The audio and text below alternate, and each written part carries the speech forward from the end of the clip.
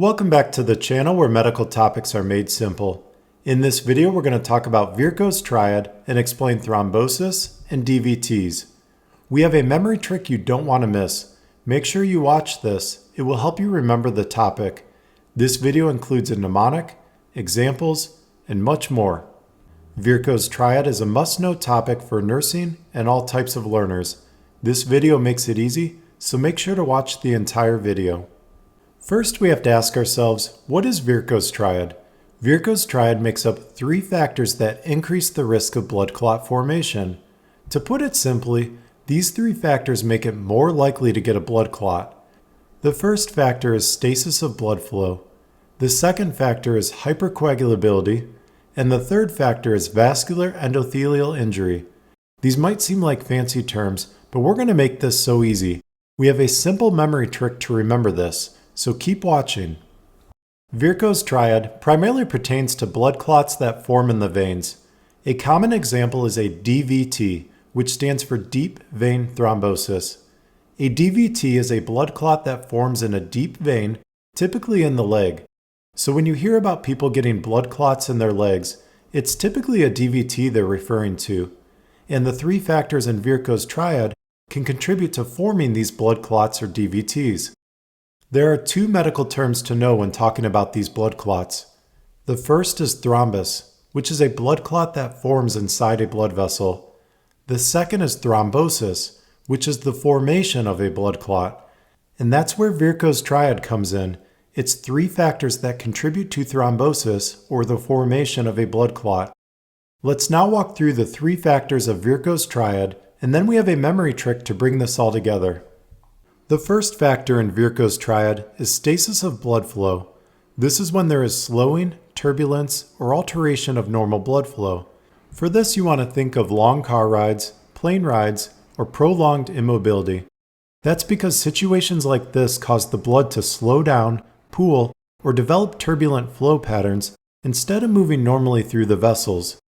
So examples include immobilization, bed rest, recent surgery, paralysis, long airplane rides, long car rides, varicose veins, among others. All these situations cause the blood to become stagnant. And when the blood becomes stagnant, clotting factors accumulate in one area, along with other variables, that can then lead to blood clot formation. The second factor in Virchow's Triad is hypercoagulability. These are conditions that increase the tendency for blood to clot. In other words, the blood is more prone to clotting. Examples include pregnancy, factor V Leiden, protein C deficiency, protein S deficiency, oral contraceptive use, and malignancy, to name a few. All of these conditions make the blood more likely to clot. The final factor in Virchow's Triad is vascular endothelial injury. The endothelium is the inner lining of a blood vessel. If it becomes damaged, then it exposes the underlying layers, and this triggers platelets and coagulation factors to form a blood clot.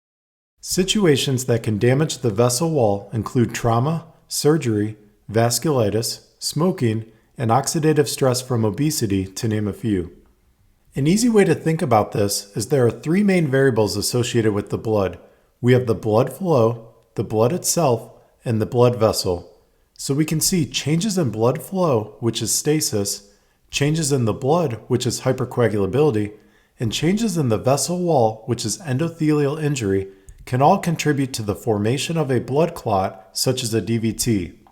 In our previous video, we talked about how a blood clot in the leg can sometimes break off and travel through the bloodstream to an artery in the lung and block the artery.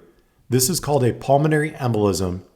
Make sure to go watch that video on pulmonary embolism. It's linked down below. It makes pulmonary embolism easy to understand.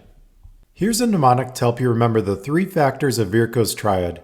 You can use the mnemonic she, or you can use the phrase she had clots to remember that this has to do with forming blood clots. The S stands for stasis of blood flow, the H stands for hypercoagulability, and the E stands for endothelial injury. And these three factors can contribute to the formation of a DVT. You can learn how a DVT becomes a PE in our previous video, which is linked down below. If you found the video useful, please hit that like button and let us know in the comments. You can find the notes for this video along with our book and flashcards linked down below. Subscribe to save time studying and not miss out on future videos and notes. Thanks for watching and hope you return for future videos.